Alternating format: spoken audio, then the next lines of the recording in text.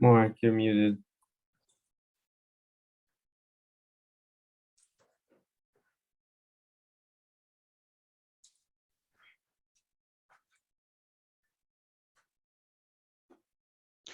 Welcome everyone to NCUI's COVID success stories, COVID challenges, and cutting edge innovation. This is the first of 3 sessions in the NCUI community of learning COVID success stories. In this session, Oklahoma City Indian Clinic will demonstrate its LightStrike Germ-Zapping Robot. The session will also explain the potential role of UVC technology in augmenting standard surface cleaning and disinfection practices. I'd like to take a moment to introduce the team that'll be sponsoring or controlling our event today. My name is Mark Clark, and I'm a Technical Assistance Manager with the Technical Assistance and Research Center, also known as TARC, at NCUI. Joining me from the NCUI team are Sabu Kayumjian. He's a Technical Assistant Associate and Public Health Associate within TARC. Molly Siegel, also a Public Health Associate within TARC. Mindy Pretty, our Associate Director of Communications within NCUI, and Sean Bitsui, a Communications Associate from the Communications Office. We're honored to have you all here today, and we kindly ask that you place your name, organization, tribal affiliation, and title into the chat box. In addition, we welcome any feedback you would like to provide about your webinar experience in our survey, and a link to that survey is also going to be posted in the chat box. Next slide, please. Again, welcome everyone to NCUI's COVID success stories, COVID challenges, and cutting edge innovation. We're honored to have you all here today, and I am pleased that we've been able to organize this session for you. I'm looking forward to everyone's active participation, and I hope you will enjoy today's session. We invite you to register and join us for our 3 COVID success stories, and also to there's a special promotion. If you would complete all surveys, join all 3 surveys and register, complete each survey for all 3, then you have a chance to win a free pass to our 2022 annual conference.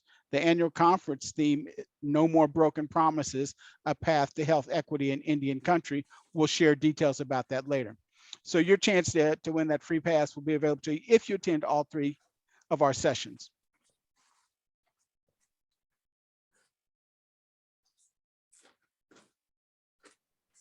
The National Council of Urban Indian Health is the national nonprofit organization devoted to the support and development of quality, accessible, and culturally competent health and public health services in urban areas. NCUI is the only national representative of the 41 Title V Urban Indian Organizations, or UIOs, under the Indian Health Services in the Indian Healthcare Improvement Act, or ICHIA. NCUI strives to improve the health of the over 70% of American Indian and Alaska Native population that lives in urban areas and supported by quality, accessible healthcare centers. Next slide, please. As a reminder, this session is being recorded and all mics have been muted upon entry into the Zoom. We always encourage participation and engagement in these events, so we invite all the participants to turn on your cameras and post questions and comments in the chat box throughout the session. There'll be opportunities to also participate in a Q&A discussion at the end of our presentation. Also, please note the QR codes on the bottom of this slide. If you can scan it with your phone or tablet, you will be taken to our session feedback survey, where you can leave your comments on what you liked most about and how we can improve these sessions in the future. Your participation and your feedback is really valuable to us and always greatly appreciated. The QR code can also be found on the bottom of several slides throughout today's presentation. Next slide, please. This slide features some information on how to use Zoom. For those who are familiar with Zoom, you will have seen this already. At the bottom of your screen, you can find the chat box features. Click on that to enter the chat and enter your comments and questions in the chat box feature once it opens up. Next slide, please. This slide briefly describes using emojis.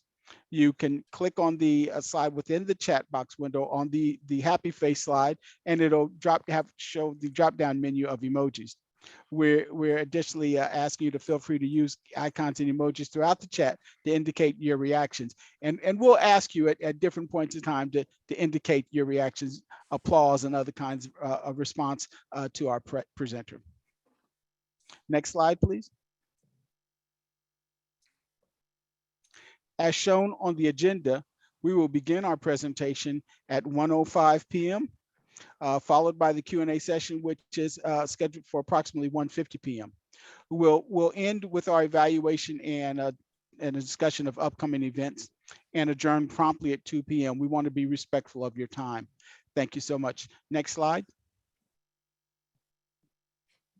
I'm introducing our presenter, and I'd like to welcome and introduce our subject matter expert for this session, Dr. Yvette Morrison. Yvette joined the Oklahoma City Indian Clinic in 2018 as a clinical pharmacist. Her role expanded in 2020 into a newly developed position of pharmacy clinics and infection control manager. She focuses on infection prevention, COVID-19 pandemic response, and vaccine administration in those roles. She is a member of the Chickasaw Nation. So, ladies and gentlemen, the next person you will hear is Yvette Morrison, today's presenter. Take it away, Yvette.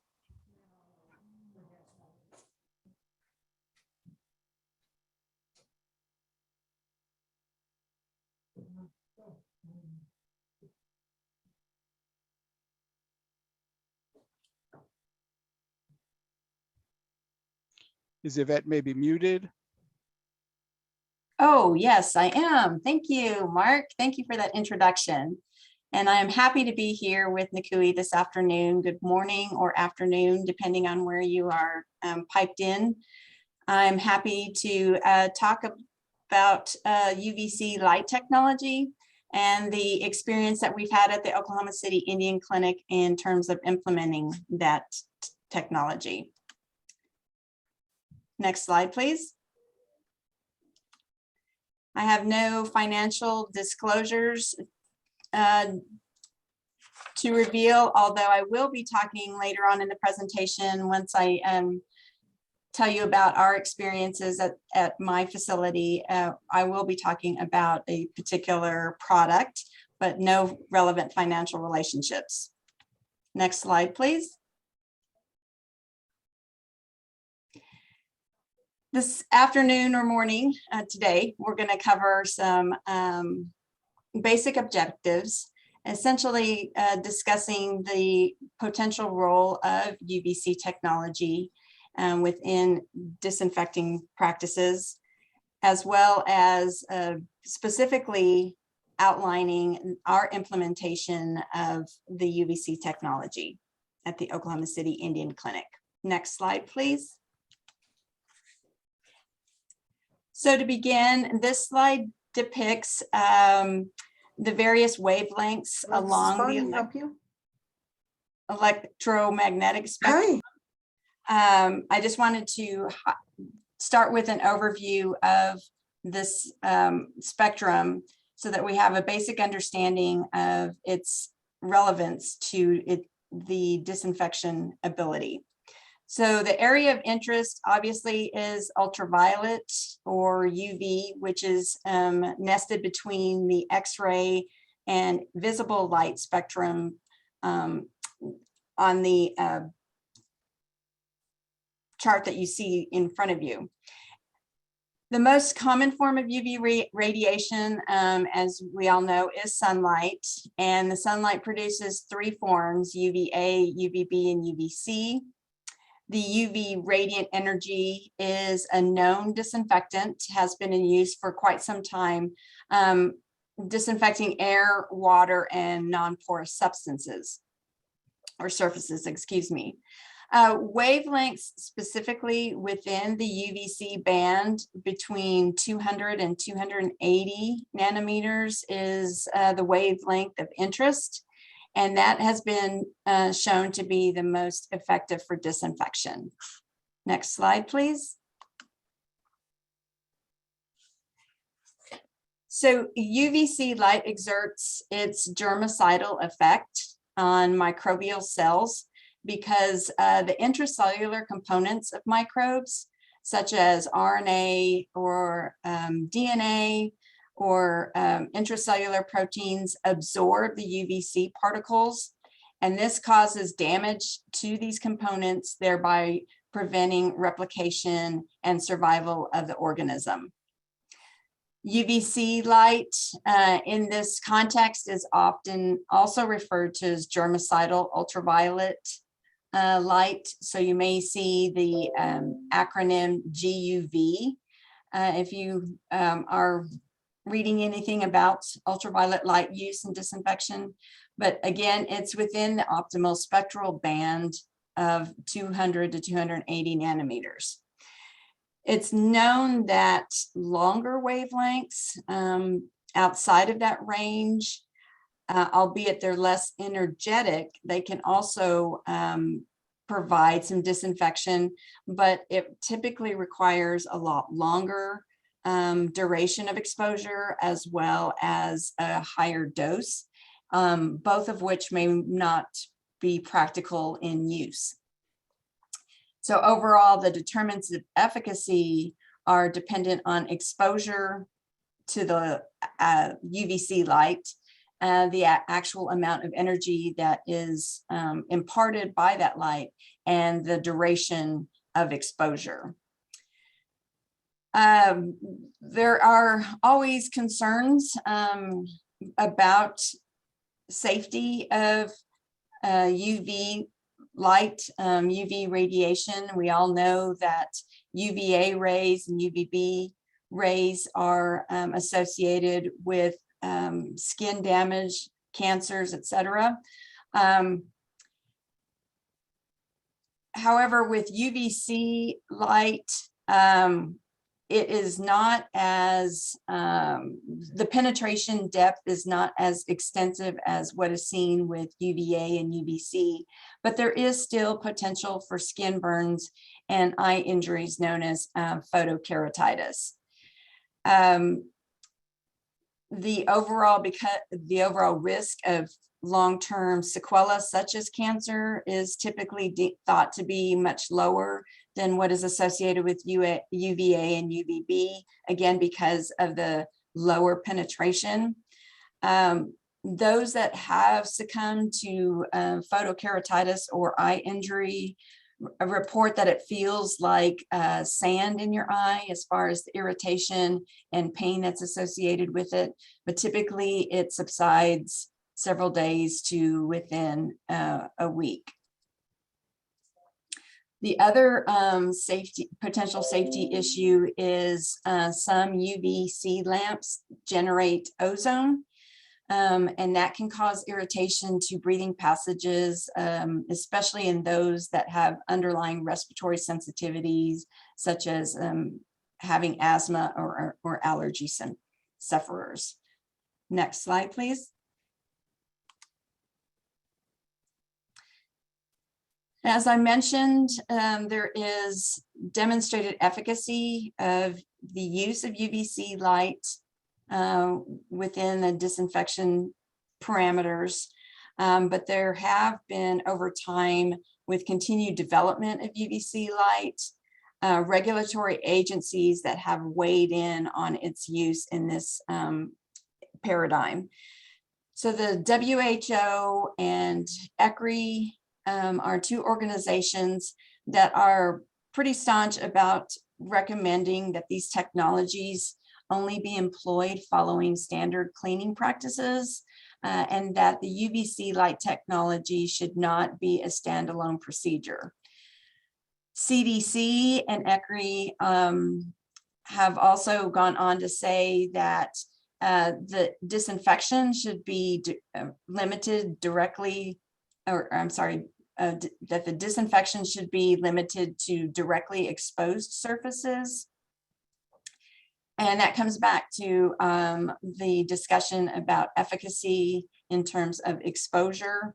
So if you have areas that have not been cleaned, those may not, or those particles that are essentially underneath the layer of dirt or dust may not be exposed to the light and therefore may not be eradicated.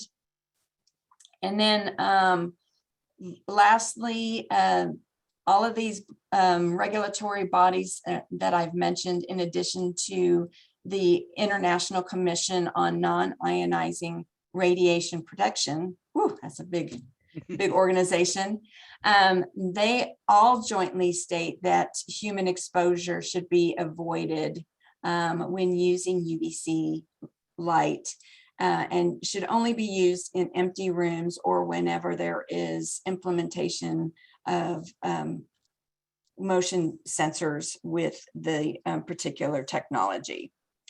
Next slide, please.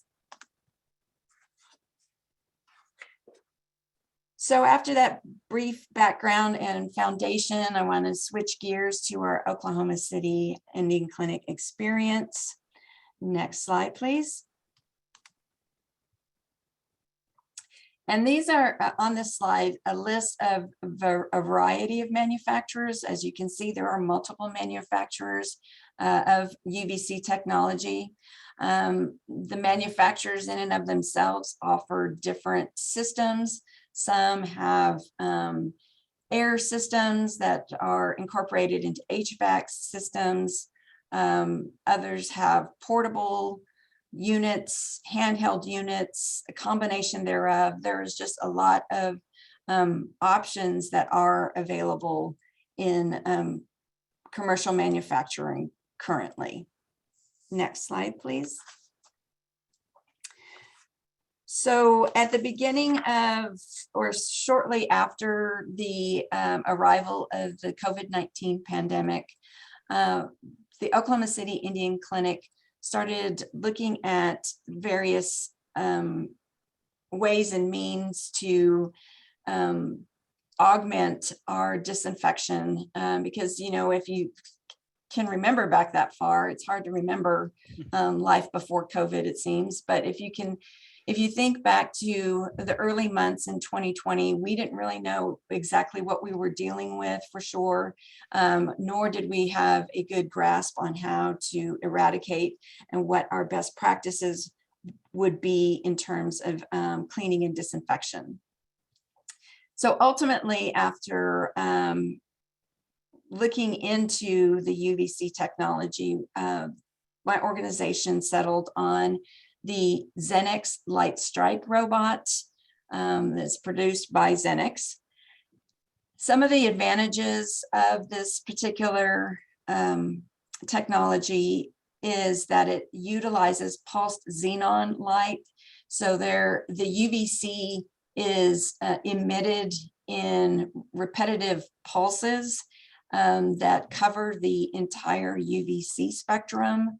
And so the advantage therein is that with repeated pulses, it's a repeat strike offense towards the microbes that that are coming into contact with the UVC light.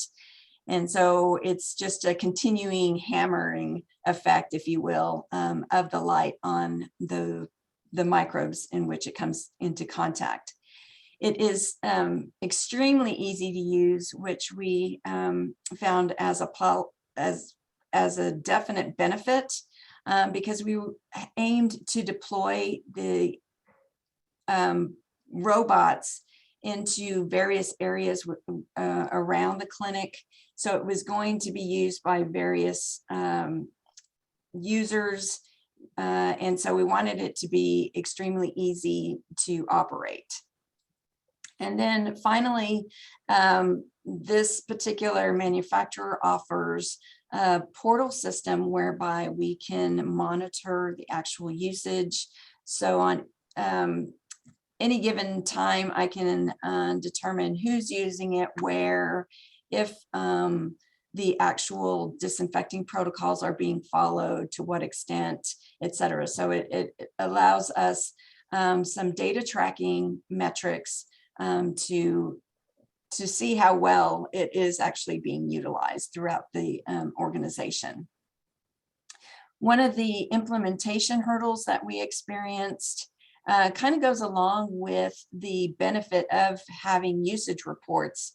In order to get those usage reports, you essentially are able to customize the setup of the Xenix robots. So it's a positive and it's a negative. It's a positive from the standpoint that I can take the robot into a particular area and have a pre-established cycle of X duration. It's a disadvantage because all of those protocols and all of those rooms throughout our organization had to be mapped in order to establish those protocols. But overall, that once those protocols were established, it lended to the ease of use for the end user. And so what I'd like to do now is actually show you a video of a live demonstration of a cycle of the robot when it's actually in use. As I mentioned, it exudes pulsed xenon light. So you're going to see light strikes that are going to appear as white pulses on your screen. So there's nothing wrong with your screen.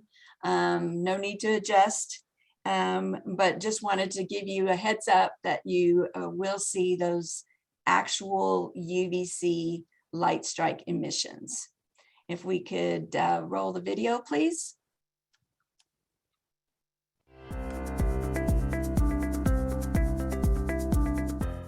We're going to demonstrate the activity of the LightStrike disinfecting robots. Here is the actual machine itself that I've wheeled into our glass booth that we can actually see it functioning when we turn on the cycle.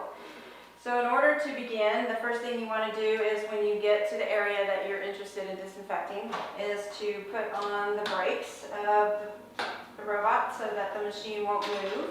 There are brakes on the 4 casters, but at least 2 of them will lock it sufficiently into place. And then we will plug it back into a just standard power source. The robots are set up such that there are specific protocols that are utilized depending on the room size. So if for larger rooms, you typically run more cycles of 5 or 10 minute increments. A room this size would probably just be 1 or 2 cycles. But for demonstration purposes, we're going to just do a quick 1 minute cycle. So to initiate the process, there is a login mechanism. And when we began our implementation at the Oklahoma City Indian Clinic, we mapped our buildings in which the robots are used so that we have specific protocols based on the individual room. So there are, for example, a protocol for an exam room, a separate protocol for our lobby areas, our restrooms, etc. So you select the particular protocol, again, based on the room size. And for demonstration purposes, we will do a short demo. There are some safety features associated with the robot. First of all, there are 2 motion sensors that are docked into the robot station itself. And these are designed to halt the cycle should somebody enter into the room in which the robot is operating. So for example, if somebody were to come in from this door, this motion sensor placed here would trigger the robot to stop automatically. And this is also a motion sensor for outside the room that's being disinfected, as well as signage that can be placed on the exterior doorways. The other nice feature about this particular motion sensor that is placed outside is that it has an LED countdown that visually displays the time that is remaining in the actual cycle. So both of these components are placed outside.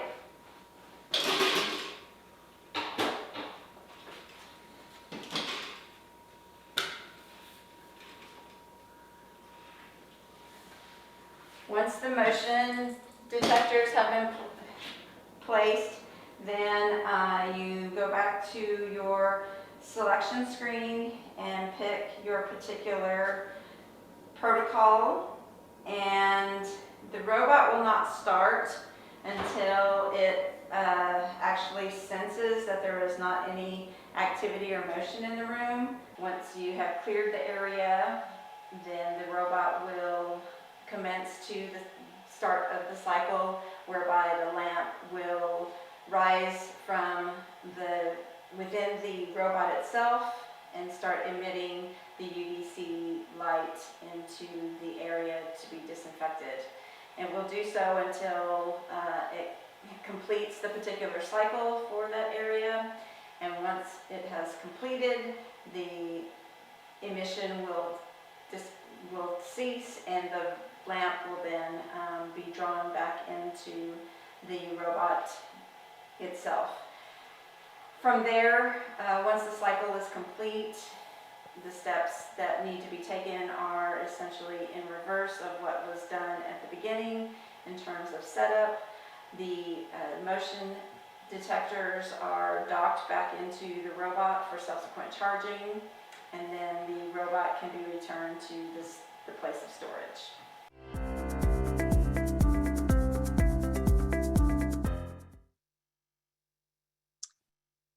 Next slide, please. So essentially, in conclusion, that is my wrap on ZAP. It is some technology, as I mentioned, has shown demonstrated benefit over the years. It's been actually used, I think some of the first surfaces were disinfected back in the late 1800s, and I'm not exactly sure how they harnessed the UVC light at that point in time, but nonetheless, there are some references dating back that far. Again, it is not intended to replace standard cleaning and disinfecting practices as outlined by some of our regulatory agencies, but merely serve as an augmentation practice. Depending on the particular mode of selection or product that is chosen, there can be some significant cost considerations, but I would also submit that that can be counterbalanced with the cost of cost avoidance of potential hospital-acquired infections, as an example, that are known to potentially be a problem in some of our facilities. And the startup considerations, as I mentioned previously, like certainly could vary based on any given product, but this, for our purposes, it was a positive and a negative, but once we got it set up, it's been very user-friendly, and our staff really have embraced the use of this technology. And so with that, next slide, please.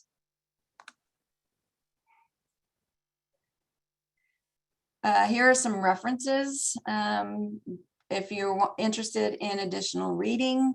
And this is some of the sources that I utilized in putting together this presentation. Next slide.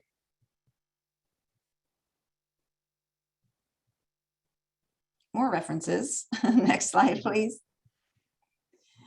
And at this point, I'm happy to entertain any questions or comments, suggestions. I would especially be interested if there are any participants that are using UVC technology in their workplaces, hearing about their experiences, and just exchange of ideas.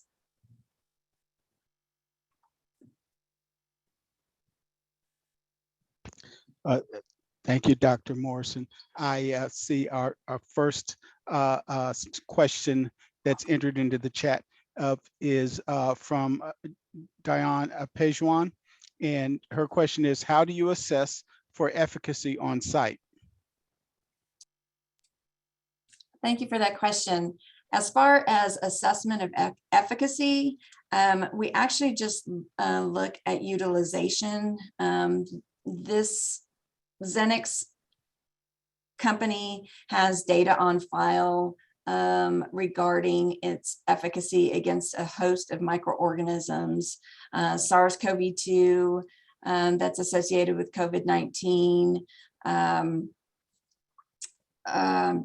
Ebola virus, E. coli. So they have data on file and demonstrating efficacy. So we use that as a surrogate for that assessment, and essentially then focus more so on, is it being used to take advantage of that efficacy. And that gets back to the reports that are available via the portal system that has been initiated in conjunction with the product. So I get reports on a monthly basis.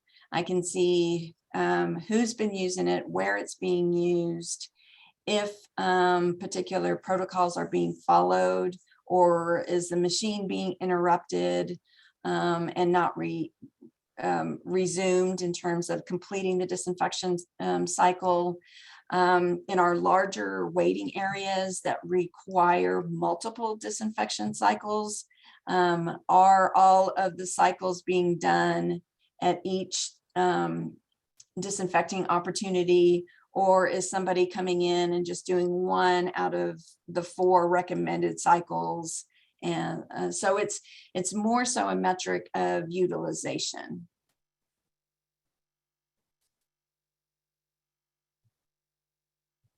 Thank you. We continue to keep the chat open for questions from the audience. And here's a question in the chat box here, and I'll just read it. Is there a significant difference between a Mercury UVC lamp and a Xenon UVC lamp when used for germicidal disinfection?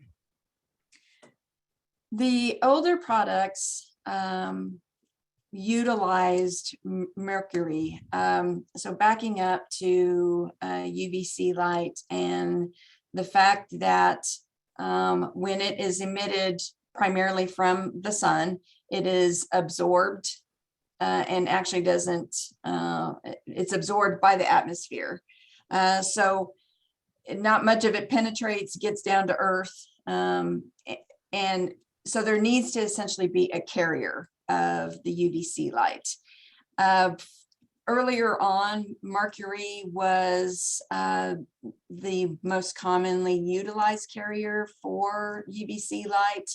But the problem with that is if you had a mercury-based UVC light lamp and it broke, then you had essentially a hazardous materials situation in terms of the cleanup. So you had suit up and get everything back in order in terms of the cleanup. With xenon, it's an inert gas, and the lamps essentially, if a lamp breaks, it's not the most severe portion of that is the fact that you have broken glass. So it's not in terms of a hazardous material situation any longer. So that is the main advantage.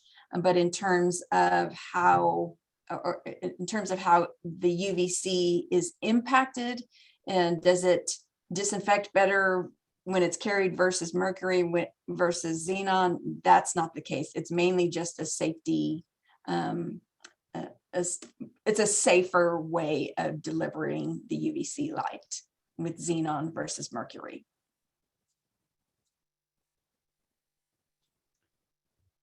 Thank you so much. Questions continue in the chat box. Next question is as follows. What is the significance of the Xenix broad spectrum of UV light emission? Going back to how UVC light works in terms of its disinfection or germicidal activity, it has to come into contact with an organism, and then the intracellular components of that organism absorb that UVC light and get broken apart. So there are differences in organisms. Some have single strands of RNA or DNA, some have double strands of RNA or DNA.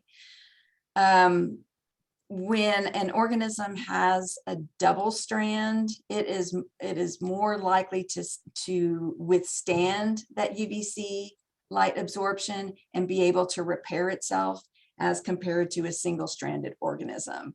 And so the thought behind use of pulsed activity is that you just continually blast that organism. So regardless of its potential inherent ability to repair itself, if you continually smash it, if you will, with a pulse of UVC light, you're eventually going to get it stomped out. That's a fascinating aspect. I appreciate that explanation. I'm getting almost a science fiction image of, yes, of how this works. But I'm here for that. Entertaining more questions from the audience. And next question: what is equipment maintenance like for a small-sized UIO? With the Xenix product, it's actually very user-friendly from a maintenance standpoint as well. We are essentially connected to their technicians, and it has automatic indicators for if we need to change the lamp based on number of uses. So in other words, when we get beyond the number of uses that are expected for a lamp, then we are notified by the manufacturer that we need to change a lamp on the robot, and they send us the lamp and we change it out, just like changing a light bulb essentially. And there are the machines themselves are also set up on routine maintenance. So there is an on-site certified technician. It's actually one of my colleagues in the pharmacy who has some electrical background, and she is notified whenever we have maintenance or routine maintenance. If there needs to be anything done to the robot, she is notified by the manufacturer of what needs to be done, is provided the instructions and or equipment, if there is any that is needed, to go out and perform those maintenance tasks. If there's anything above and beyond that, we just call the manufacturer and they send somebody on site, but we haven't had to, knock on wood, so far. Excellent. Thank you for that. I am pleased from some of the from the pool of questions and comments that came in advance for registration. a couple of our registrants have applauded this effort to shine a light on innovation, and they said we're demystifying the use of UV for infection control. So there are people out there who are strong adherents to your techniques there. So I just wanted to share that with you. An interesting observation around infection control asked about air filtration systems, and I think it might be a little off topic, but I'm curious if there is any interaction between other kinds of procedures that you've had in place and your UV based procedures that sort of I don't know, counterbalance one another, or if there's ways in which you've integrated it that deal with perhaps air filtration or other kinds of patient safety concerns. Yeah, sure. As I mentioned, various companies have various products, and some of them do really focus on air filtration. We do not have any integration in that regard. Our current utilization is just based on surface disinfection only at this time. We have yet to really dive into the prospect of any air disinfection integration utilizing this technology, but I do know it is utilized elsewhere. And they have what is known as upper air disinfection systems, where the UVC light is emitted, as the name implies, in the upper air, and is not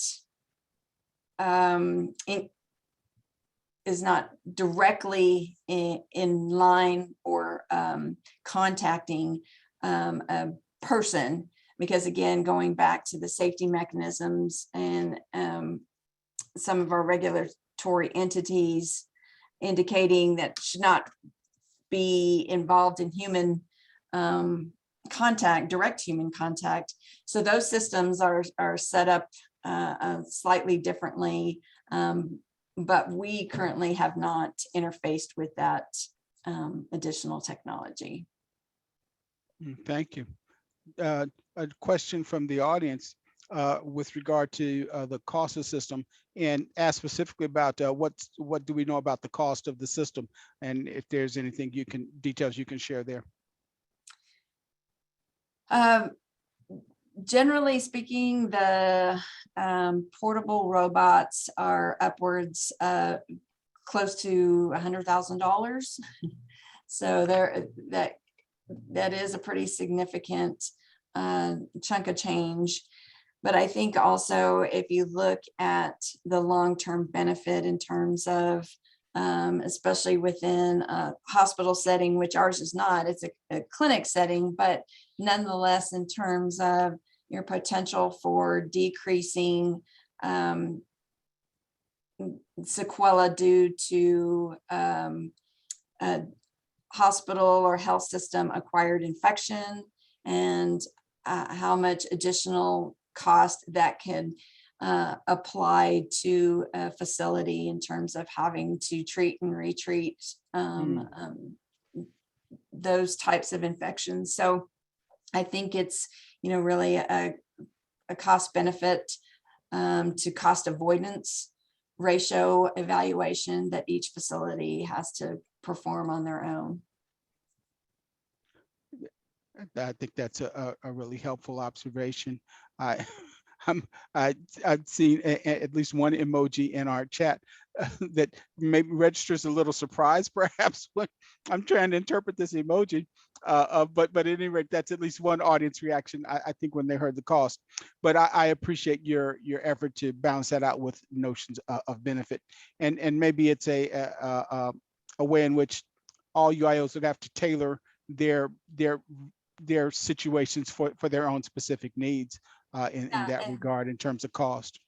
And certainly looking at other products, because certainly it's not a one size fits all for any of the UIOs.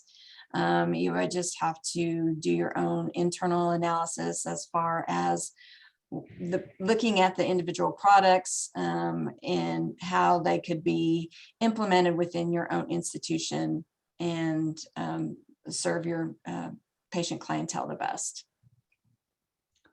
Related to that question, with regard to the system itself, a question if there's a smaller system than the one that's shown, that, and I don't know if that's related to cost as well, but the general question is there a smaller system than the one that you showed in your demo? Yes, absolutely. This particular company, as well as some of the others that I had included, they actually have handheld devices. And so it reminds me kind of the, not Terminator, but I'm trying to think of the movies where, you just kind of go around with and do short controlled bursts. And so they are handheld devices. I can't speak to the cost of those in particular, but again, just doing some investigation in terms of what options are available and what might work best for your particular facility. Thank you for sharing that. I'm not sure if it was mentioned earlier, but the area of coverage for the machine shown was another question. For what was shown, was there a I guess maybe when they say the area of coverage, I'm trying to interpret that question there. I would Go assume maybe the circumference relating to the circumference of the light emission from outward of the robot. Okay. So in terms, assuming that's kind of the line of questioning, the overall circular circumference when the light is emitted is 14 feet. Okay. And so that is taken into account whenever our rooms were mapped in terms of, the larger the room size, obviously. Essentially what you do with a large room size is if you're going to be running multiple cycles, you go and park the robot, run one cycle, and then physically just move the robot to a different location in the room to kind of overlap those that circumference, as well as being able to make contact of the light with the surfaces. Because again, anything that is dirty or is in a shadow and out of light contact will not be disinfected. Okay. That's helpful. That 14-foot circumference, and then and overlapping, I guess, the circles of areas of effectiveness is something that you've pre-mapped in advance based on the rooms that you're routinely using the zapper in, it sounds like. Yes, that's correct. Okay. So we've had an opportunity to talk about handheld zappers, and we've got a robot germ zapper. This is really is a fascinating conversation. I know when we were talking initially, Dr. Morrison, I appreciated your observation that the robot looks a little bit like R2-D2. So, yes. When I shared that with my colleagues in here, there was a little bit of buzz and excitement about everyone wanted to see your robot zapper in work. So I really appreciate the video segment that you were able to pull together.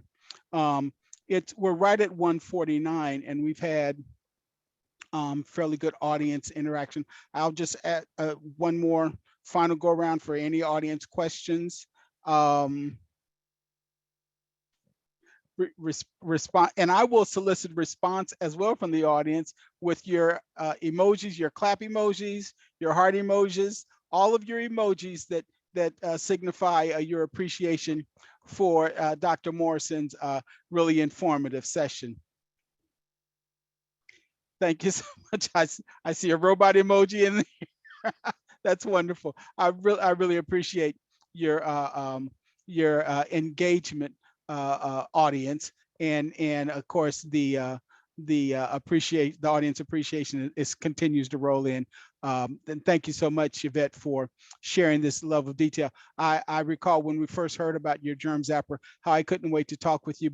I was so excited. I think I called all over Oklahoma looking for you. So I actually spoke with one UIO that said, "Well, no, I don't think it's our UIO you're looking for." So so I appreciate that I finally tracked you down, and you were so gracious in agreeing to share your details with us. So thanks so much for that.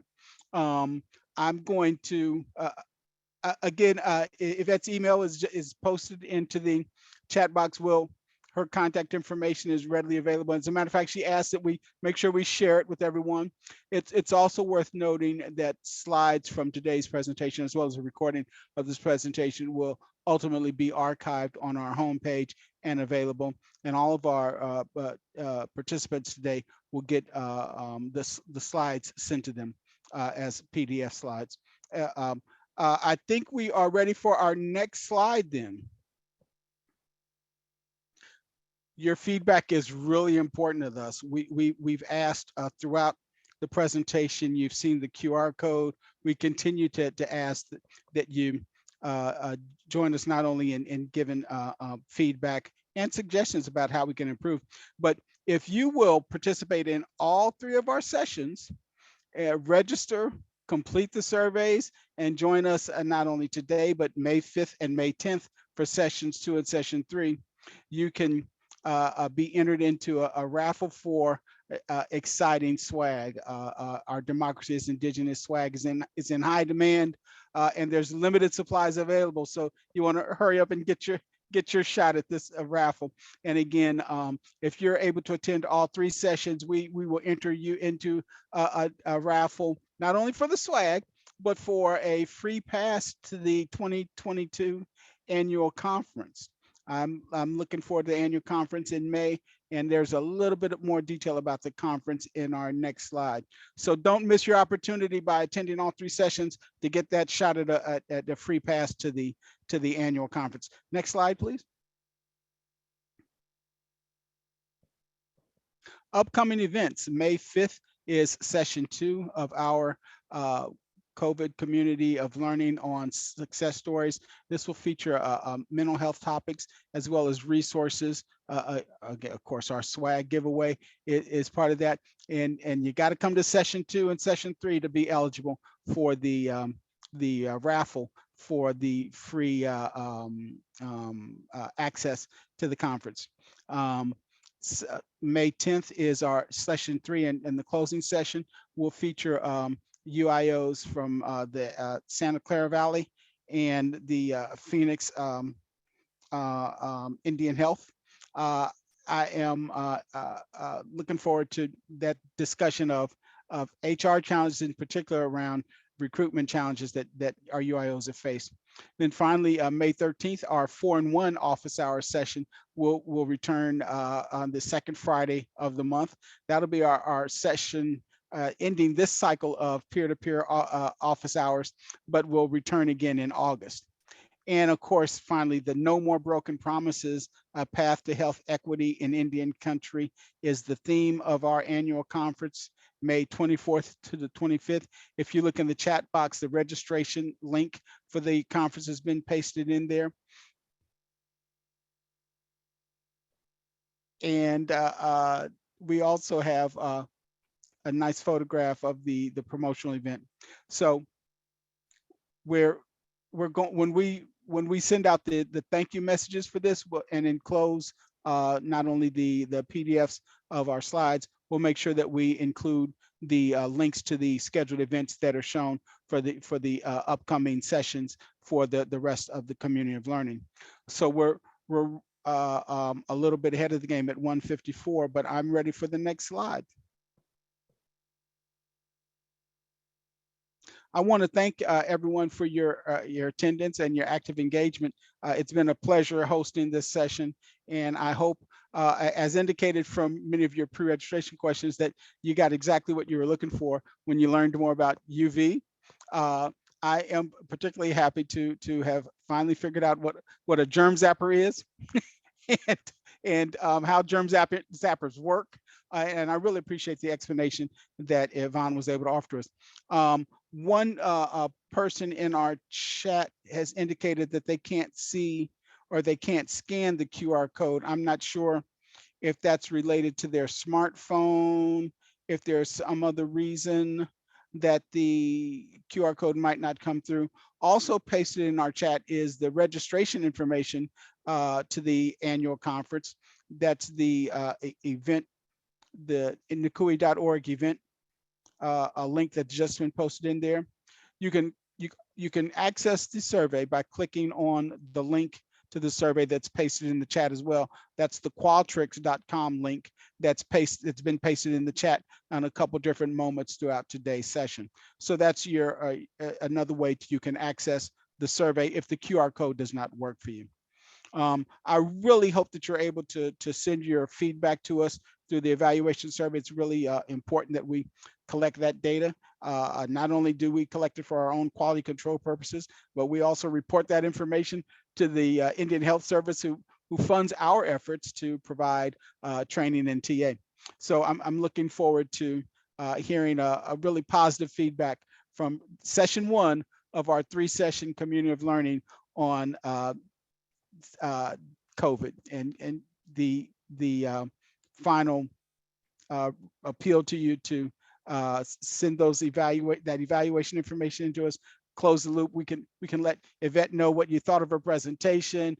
We can do our quality control and again share that information with the Indian Health Service. So we're at 1:57 and I'm able to actually yield back 3 minutes of your day for this scheduled session that was going till 2 o'clock Eastern Standard Time. So I really again appreciate your joining in with us, and we look forward to seeing you May 5th. Goodbye, everyone, and thanks again, Dr. Morrison, for your wonderful presentation. Thank you. And let's see, I saw in the chat the QR code did work for some folks, so I'm hoping people were able to figure that out. Thank you so much for this information, and again, thank you everyone for your interest. Have a good afternoon.